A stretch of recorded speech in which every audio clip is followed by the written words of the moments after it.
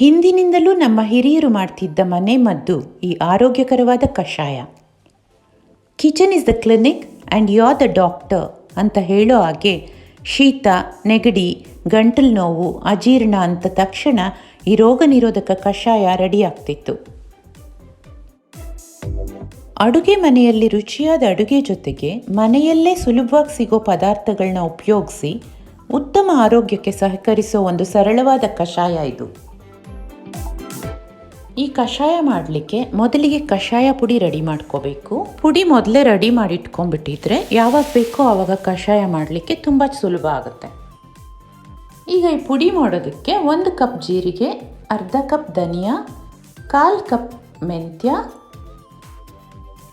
1 table spoon ಮೆಣಸು, ಅರ್ಧ table spoon ajwain, 1 table spoon ಸೋಂಪು, 1/4 ಕಪ್ ಒಣಶುಂಠಿ ಪುಡಿ.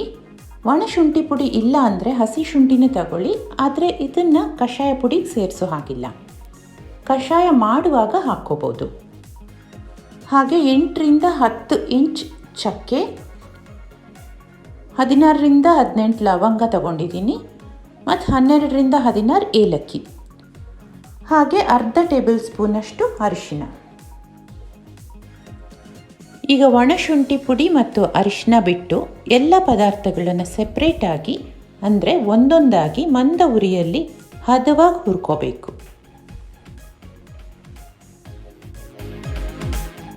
ಹೀಗೆ ಹುರಿದ ಪದಾರ್ಥಗಳನ್ನ ಒಂದೊಂದಾಗಿ ಅಗಲವಾದ ಒಂದು ಪಾತ್ರೆಗೆ ಹಾಕ್ಕೊಳ್ಳಿ.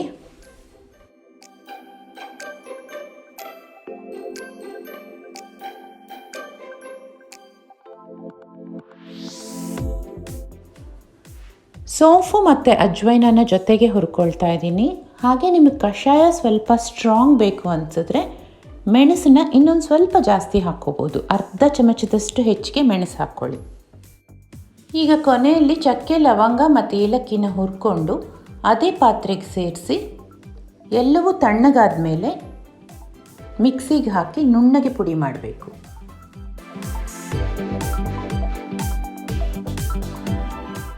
ಈಗ ಇದೆಲ್ಲ ಚೆನ್ನಾಗಿ ಪುಡಿ ಆಗಿದೆ ಅಲ್ವಾ?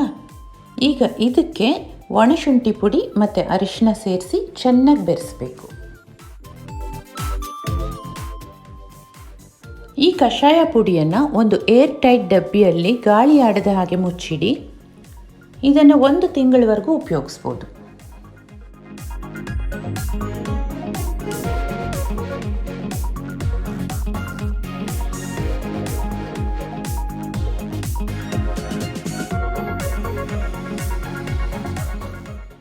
ಕಷಾಯ ಮಾಡಲಿಕ್ಕೆ ಅರ್ಧ ಲೀಟ್ರ್ ನೀರು ತಗೊಂಡಿದ್ದೀನಿ. ನೀರು ಕುದಿಯುವಾಗ ಈ ಬೆಲ್ಲ ಸೇರಿಸ್ಕೊಳ್ತಾ ಇದ್ದೀನಿ. ಹಾಗೆ 1.5 ಚಮಚದಷ್ಟು ಕಷಾಯ ಪುಡಿ ಹಾಕ್ಕೊಳ್ತೀನಿ. ಕಷಾಯ ಇನ್ನೂ ಸ್ಟ್ರಾಂಗ್ ಬೇಕು ಅನ್ನೋರು ಈ ಕಷಾಯ ಪುಡಿನ ಇನ್ನೊಂದು ಅರ್ಧ ಟೀ ಸ್ಪೂನ್ ಹೆಚ್ಚಿಗೆ ಹಾಕ್ಕೋಬೋದು. ಈಗ ಇದೊಂದು 5 ನಿಮಿಷ ಚೆನ್ನಾಗಿ ಕುದಿಲಿ. ಈಗ ಇದಕ್ಕೆ 6ರಿಂದ 8 ತುಳಸಿ ಎಲೆ ಹಾಕ್ತಾ ಇದ್ದೀನಿ. ತುಳಸಿ ಹಾಕಿದ ಮೇಲೆ ಒಂದು 2 ನಿಮಿಷ ಕುದಿಸಿ ಆಫ್ ಮಾಡಿಬಿಡಿ.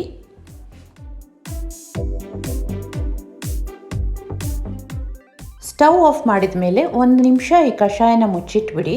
ಅದಾದಮೇಲೆ ಫಿಲ್ಟರ್ ಮಾಡಿಕೊಂಡು ಬಿಸಿ ಇದ್ದಾಗಲೇ ಸೇರಿಸಿ. ಒಂದು ವೇಳೆ ಫ್ರೆಶ್ ತುಳಸಿ ಸಿಕ್ಕಿಲ್ಲ ಅಂದರೆ ಇದನ್ನು ಹಾಗೆ ಕುಡಿಬೋದು. ಹಾಗೆ ಕಷಾಯದ ಪುಡಿಗೆ ಒಣಶುಂಠಿ ಪುಡಿ ಹಾಕಿಲ್ಲ ಅಂದರೆ ಕಷಾಯ ಮಾಡುವಾಗ ಹಸಿ ಶುಂಠಿನ ಸಣ್ಣ ಸಣ್ಣ ಪೀಸಸ್ ಆಗಿ ಕಟ್ ಮಾಡಿ ಹಾಕ್ಕೊಂಡು ಕುದಿಸ್ಕೋಬೋದು. ಒಳ್ಳೆ ಡಯಟ್ ಜೊತೆಗೆ ನ್ಯಾಚುರಲ್ ಆಗಿ ಇಮ್ಯುನಿಟಿ ಡೆವಲಪ್ ಮಾಡೋ ಈ ರುಚಿಕರವಾದ ಕಷಾಯನ ರೆಗ್ಯುಲರ್ ಆಗಿ ಕುಡಿಯೋದನ್ನು ಅಭ್ಯಾಸ ಮಾಡಿಕೊಳ್ಳಿ.